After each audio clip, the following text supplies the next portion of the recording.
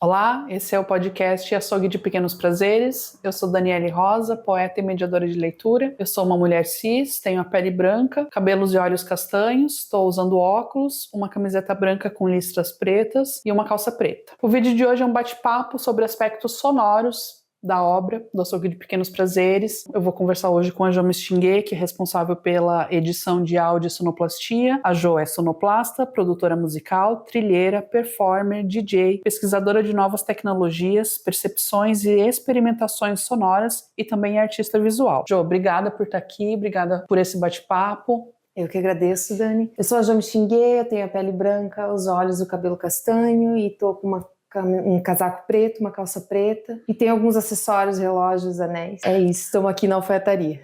É verdade, a gente está com uma parede de fundo de tijolo à vista, duas cadeiras marrons e uma espécie de tonel feito de mesa de centro com 2 copos de água. A ideia dessa conversa é a gente fazer um pouco um raio-x sonoro desses episódios, um pouco para falar sobre processos, bastidores, ideias do Açougue de Pequenos Prazeres, que é esse universo ficcional com multiformatos, então já teve como fanzine eletrônica, como livro, e agora ele vem como uma obra sonora. Eu queria ouvir você falar sobre como foi essa tua atuação, pensando que assim, são 2 funções diferentes, né? Você fez a edição de áudio e a sonoplastia. Embora elas andem juntas, elas se mesclem, tem aspectos diferentes de cada uma. Então, para a gente falar um pouco sobre sonoplastia, eu queria saber que tipos de sonoridades você buscou trazer para as obras. Então, para mim o açougue sempre foi assim, quando eu vi o texto e também recebi na mão esse material, né, que os artistas gravaram, já veio muito pronto, assim, já tinha muito conteúdo, então para mim foi muito fácil visualizar o que era aquilo, porque eu já trabalho com sonoplastia em teatro, então é tudo muito teatral,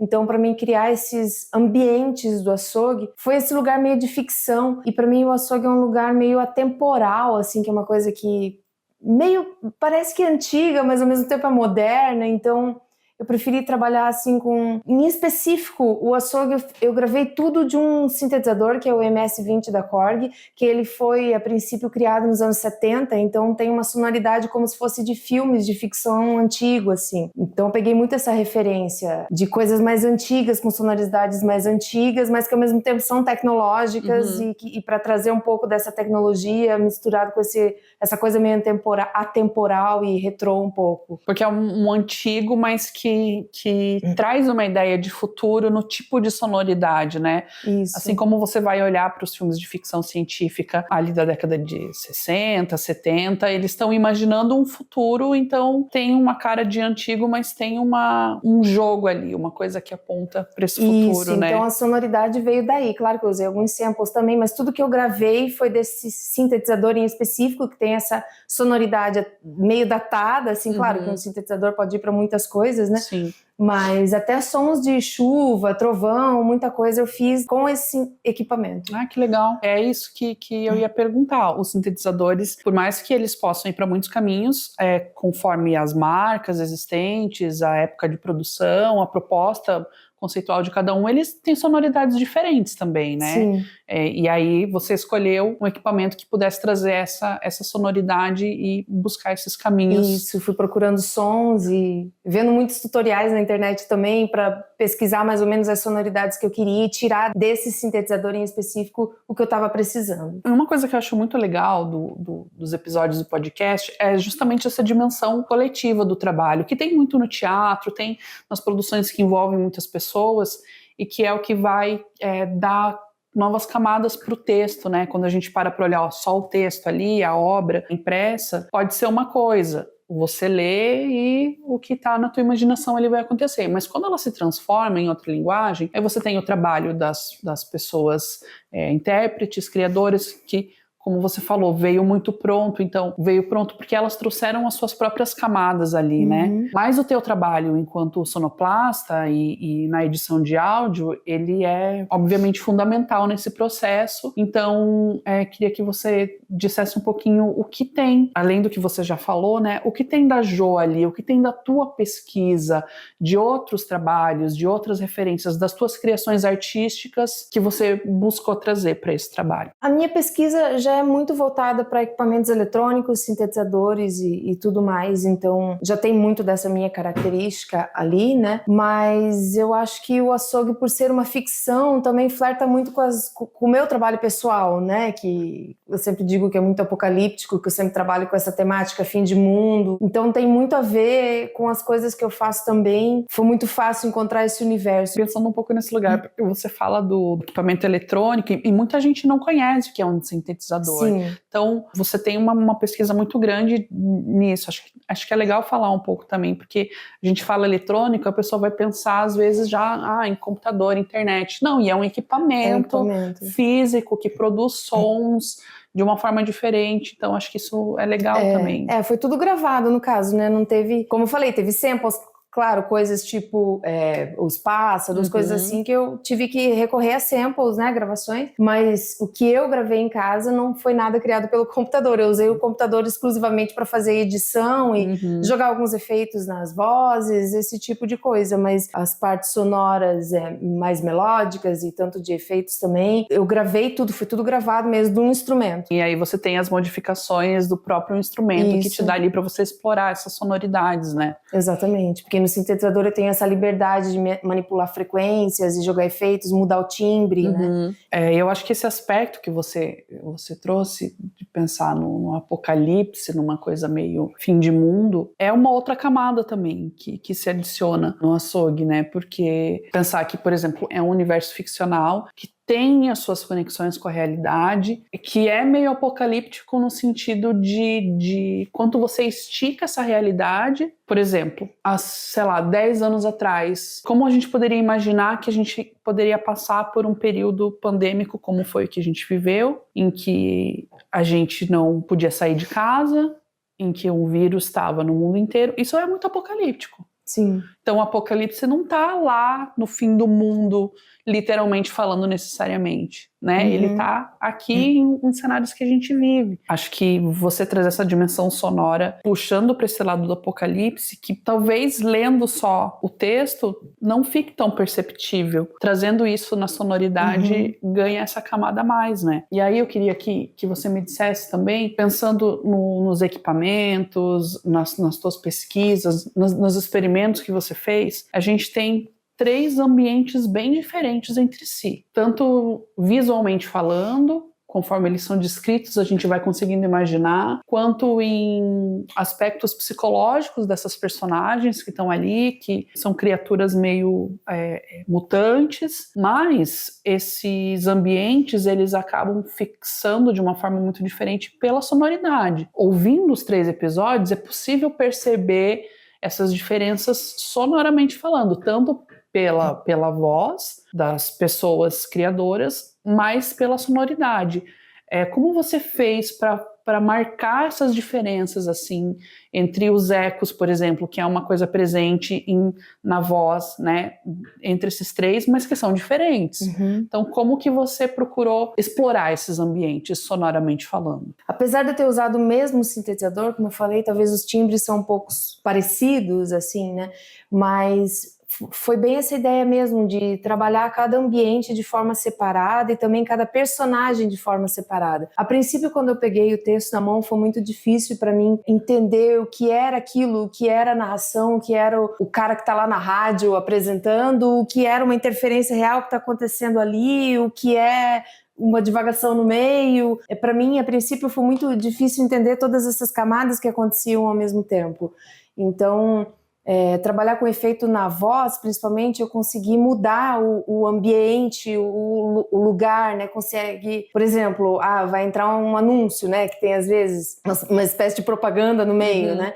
E para esse anúncio, colocar uma sonoridade específica para aquele momento que não tem a ver com outros momentos. Então, como que eu vou construindo essa dramaturgia? Às vezes vai vindo uma chuva lá no fundo que vai aumentando, intensificando, de repente faz um barulho, daí dá um silêncio. Inclusive, trabalhar com silêncio é uma coisa muito importante também. Então, como que você constrói, né? Porque tem 25 minutos cada episódio, então como eu que eu construo dentro desses 25 minutos toda essa narrativa, né? Porque ela não acaba, né? Ela vai, continua. E como que eu não me perco no meio disso, estando naquele mesmo ambiente e ao mesmo tempo alternando entre o locutor ali, as propagandas de rádio. Então foi muito sobre definir também alguns lugares, assim, de não só lugar, assim, cenário, porque eu acho que com a trilha eu consigo criar muito cenário, né? Pra mim é muito imagético tudo que eu faço. Principalmente o último episódio, que foi o puleiro, assim, eu vejo toda aquela cena final, né? A sonoplastia pra mim, ela tá aqui, ela tá em todos os lugares, em todos os ambientes, então já existe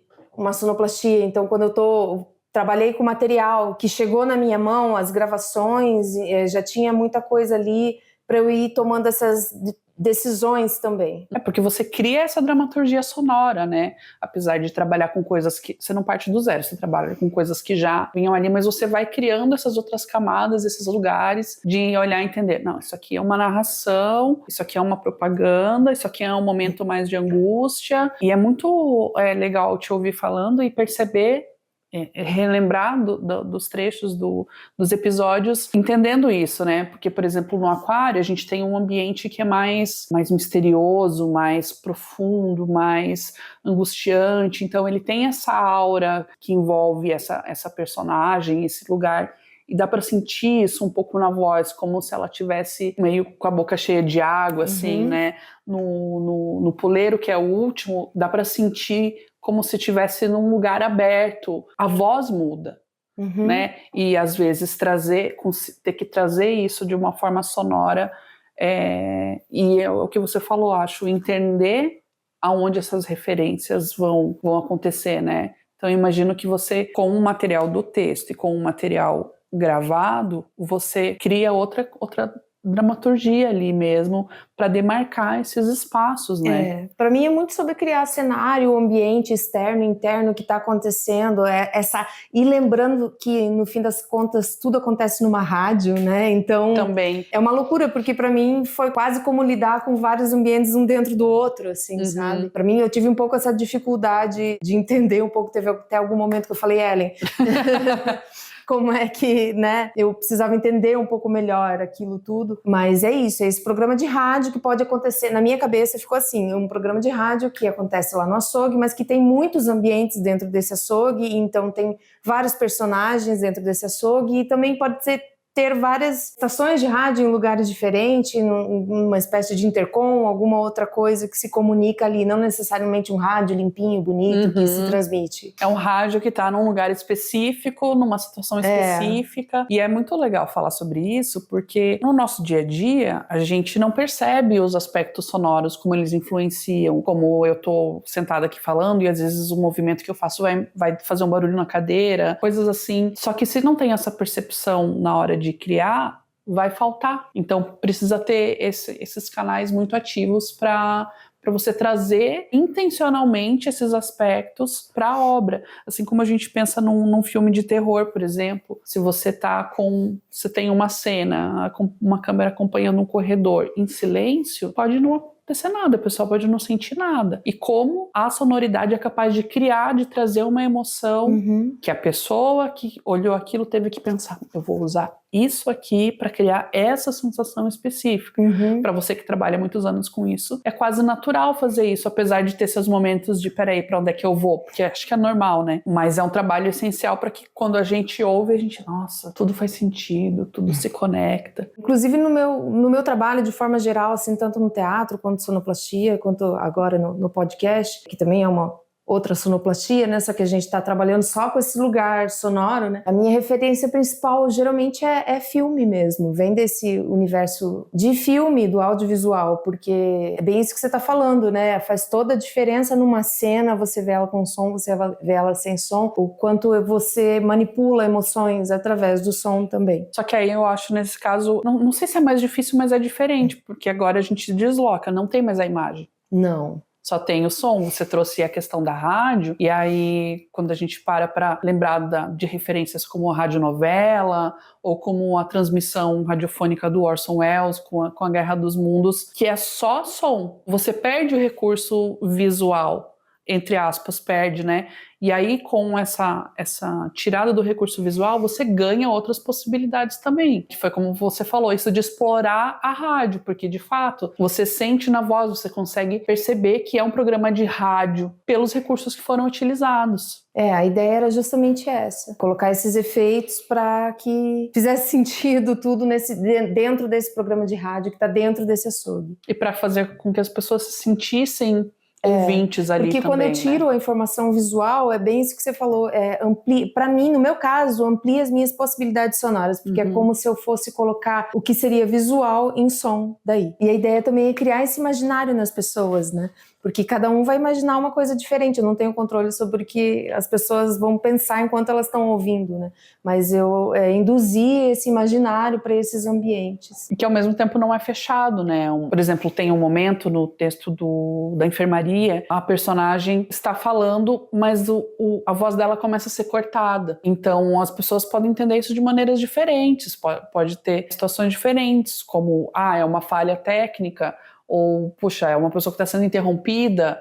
São mil possibilidades, né? E teve alguma coisa assim que, nossa, foi muito difícil de resolver, foi um desafio, foi um pepino, foi tipo, como é que eu faço isso? O desafio maior eu acho que foi porque a Ellen fez os textos muito grandes, no fim estava pequeno, daí teve que aumentar e no fim teve que recortar, e daí eles foram gravados de forma grande. Acho que principalmente os 2 primeiros foi gravado, eu tinha muito material e a gente teve que fazer essas escolhas do que ia sair, do que ia ficar. Escolhas, tipo, dentro da dramaturgia mesmo. Antes de eu fazer qualquer criação, chegou lá a gravação da Helena, vamos supor, eu tive que ouvir tudo com Ellen também, e Ellen teve que repensar esse texto pra gente ver o que corta, o que não corta, o que faz sentido, o que não faz, e eu fazer essas emendas sonoras daí para que isso fizesse sentido, porque daí a gente cortou páginas, né? E tudo isso teve que ficar grudado ali nessa mesma narrativa, porque como eu falei, são 25 minutos, né, de podcast, então às vezes eu tô lá editando, comecei 1 minuto, 2 minutos, quando eu chego lá no meio, às vezes tô no 10 minutos, já não sei mais o que eu tava fazendo antes, eu tenho que parar, ouvir tudo. É bem longa a narrativa, então tem que fazer sentido com todos esses recortes que foram feitos. Sim. Então acho que o legal vai ser ver o livro impresso também, que o texto tá bem maior, né? Então é uma complementação da coisa. Isso aconteceu nos 2 primeiros, você falou, mas... Principalmente, porque daí no último que a gente fez, que foi o Puleiro, a gente já estava entendendo que teria que fazer esses recortes e já foi feito antes de gravar, sabe? Fica mais fácil, assim. Porque é muito difícil você ver um texto na mão e entender, essas 2 páginas vai dar 10 minutos. Pode dar muita coisa, né? Porque com a sonoplastia eu também, justamente para fazer sentido essa narrativa, às vezes eu tenho que dar um tempo de respiro, tenho que dar um tempo para acontecer a cena, não posso só fazer a cena uma atrás da outra, então você tem que ir construindo isso sonoramente, né? Então ficou muito grande.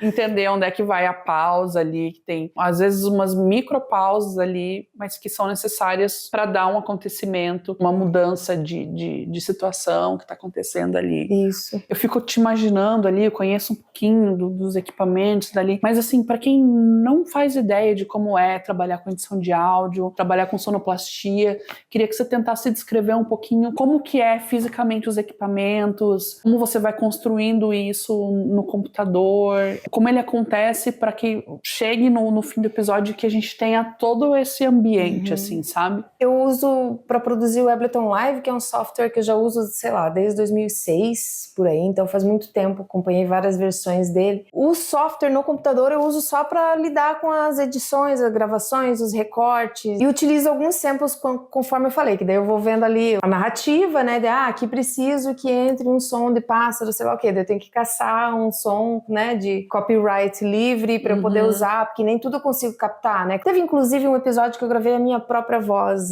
Tá no meio, mas não sei se dá pra perceber tão bem, mas me faltava uma sonoridade ali que eu fiz com a minha voz. Mas eu percebi que era uma voz diferente, que não era a voz da mesma pessoa que tava fazendo ali. E eu também peguei a voz que tava gravada também, com esse material que me veio, e distorci elas de diversas formas, então no computador eu usei pra isso. A diferença entre sintetizador e um teclado é que o teclado tá gravado ali, aqueles sons, notinha por notinha, tá né? tudo pronto ali, você só aperta e sai. O som da flauta, você aperta lá, alguém foi lá na flauta, colocou na nota dó, então é aquilo ali pronto. E o sintetizador cria uma frequência através de osciladores de frequências, né? Que daí eu mexo nisso de forma eletrônica, elétrica, e altero o timbre, né? A sonoridade, tá?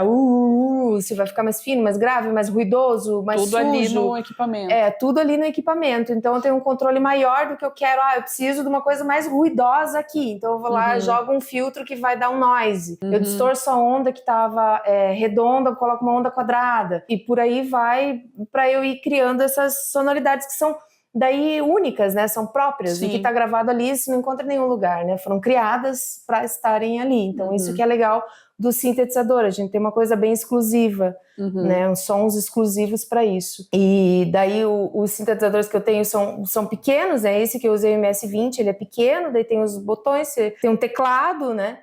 Que você toca ali, mas é um teclado pequeno também. E foi tudo daí gravado, né? Você vai experimentando, e vai gravando. Vou gravando e vou criando, e daí chegou tal parte da narrativa, preciso de um som do não sei o que lá, daí caça na internet aquele som. Eu uso muito alguns sites que tem samples gratuitos e procurar exatamente o tipo de som. Assim, é um pássaro voando, mas não é qualquer pássaro voando, é um tipo específico de som de pássaro voando.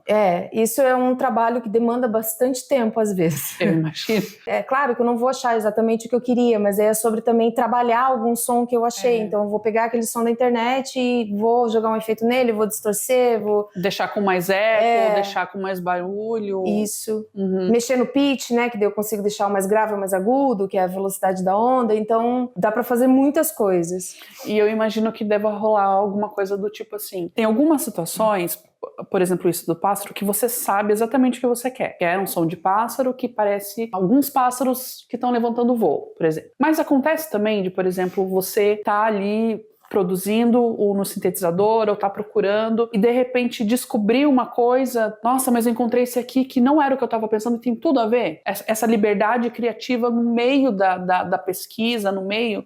Como é que funciona isso, assim? Acontece isso e eu gosto, inclusive, de trabalhar muito com esse acaso, porque é tudo uma descoberta, né? Ao contrário disso, também acontece momentos que eu paro e travo e, putz, aqui eu não sei como é que vai ser aqui, ainda é um mistério pra mim. Então, daí você tem que dar um tempo. Daí eu tenho que dar um tempo, mexer outro dia, ouvir tudo de novo, né? Porque eu tenho que acompanhar aquela narrativa do início, então é um trabalho bem demorado. É um trabalho que é técnico, mas é muito criativo também, né? Sim. Não é só uma coisa ou outra. Não, tem de tudo junto e eu vou fazendo meio que tudo junto também, né? E teve a parte da finalização, né, do podcast, que quem fez foi a Florência Saraiva, então foi masterizado para estar online. A masterização, ela padroniza, né, o áudio dentro dos conformes do tipo de fonograma que a gente está lidando, né? Então, no caso, vai para streaming, né, para plataformas digitais, né? Então, se fosse para ser, sei lá, na TV seria diferente, no cinema seria uma outra masterização. Então, é muito importante também o trabalho de uma engenheira de áudio para fazer esse acabamento. E é muito louco porque a gente, réis mortais, não tem ideia de como isso funciona, de que isso é necessário muitas vezes, né? Por exemplo, uma diferença enorme de estar gravando aqui esse vídeo com 2 microfones, que se a gente não tivesse usando, o vídeo estaria captando muitos outros sons que talvez encobririam a nossa voz. Sim. Esse é um aspecto técnico que não fica visível no final, mas que se ele não existisse, ficaria ruim. Por isso que trabalhar com som é tudo muito exclusivo mesmo, porque depende o lugar que foi gravado, o microfone que foi usado, o dia, se estava chovendo ou não, o ambiente, o espaço do microfone e a pessoa, o microfone capta o som ambiente, então se o microfone está muito longe, eu capto reverberação ambiente. Então, lidar com áudio é muito relativo por causa disso. Além de que eu também não tenho controle do aonde as pessoas vão estar ouvindo, que tipo de fone, se vai ser interno, externo, vai ser numa caixa de som, elas vão colocar na caixinha JBL ou elas vão ouvir no fone ruinzinho delas ali do 1,99.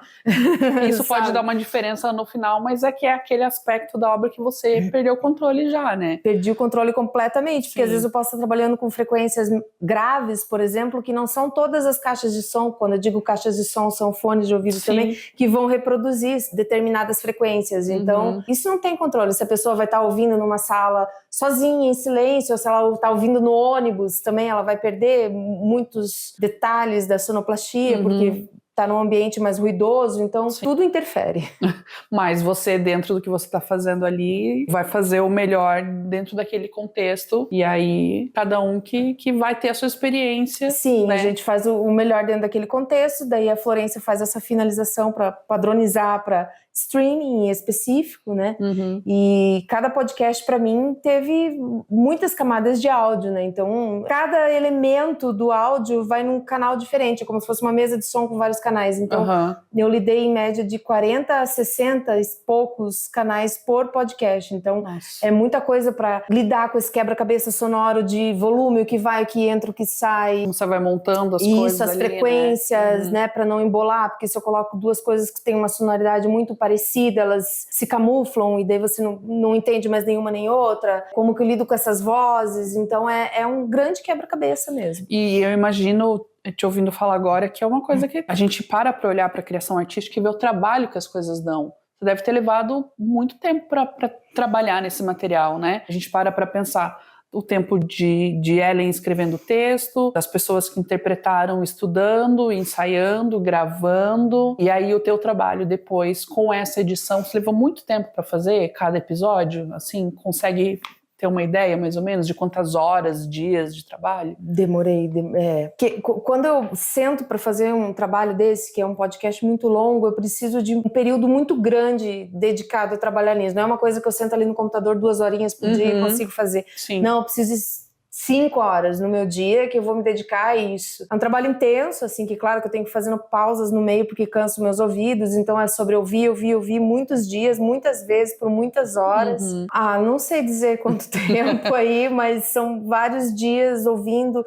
Só já o começo, como eu falei, para fazer o recorte, foram vários dias, depois criando, depois ouvindo, depois fazendo a mixagem ainda, sabe, que é o som que vem da esquerda para a direita, o som que só sai de um lado, o som que está mais para frente, mais para trás. Então tem todo esse aspecto de panorama também. Demora tudo bastante tempo. Acho que eu fiquei trabalhando nos 3 podcasts, talvez deu alguns meses assim de trabalho. Todo dia, algumas horas ali para não todo dia conta. também Sim, fazendo especificamente esse trabalho no computador, mas às vezes pesquisando outras coisas que também faziam parte, né? Tipo sonoridades e vendo umas referências e se fazia sentido também o que estava na minha cabeça, né? Sim, deixando aquilo arejar e tomar forma, que também né? faz parte da criação, a gente dá um tempo e deixar aquilo maturar na cabeça, né? Para daí voltar no dia seguinte e mexer de novo. Então, a gente para ver que cada episódio ali de 25 minutos tem muito trabalho por trás, né? Muitas horas de trabalho por trás para chegar nesse resultado final, assim.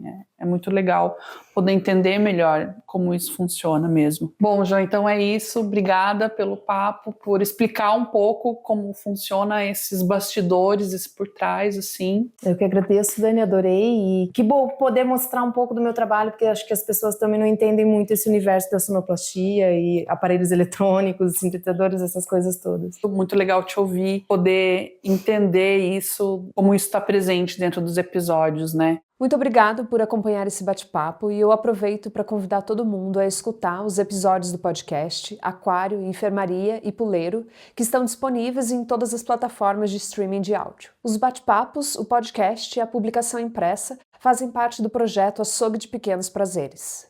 Projeto aprovado pela Secretaria de Estado da Cultura, Governo do Paraná, com recursos da Lei Paulo Gustavo, Ministério da Cultura, Governo Federal.